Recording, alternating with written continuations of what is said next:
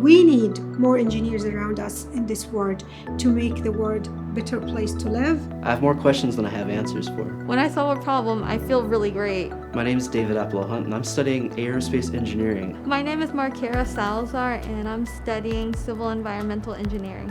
They're going to learn the hands-on skills that engineers need to know. We present all kinds of different projects, problems, and things that exist in the real world, and we ask them to figure out how they would solve this particular problem. I'm from the Navajo reservations. With the education that I want to pursue in, like civil and environmental engineering, I would like to go back home where most of the places on the Navajo reservation, there's not that many people that have access to water, electricity.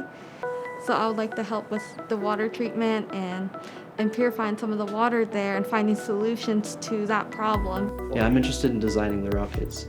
It's really interesting to me how we were able to make it from Earth to the moon with the technologies of the 1900s. I'm interested in our new age making it to Mars. We have the ability for the students to use equipment that they can't necessarily use anywhere else. We keep adding and adding the latest technology here. So we started with a simple 3D printer, then we have the latest version of the 3D printer.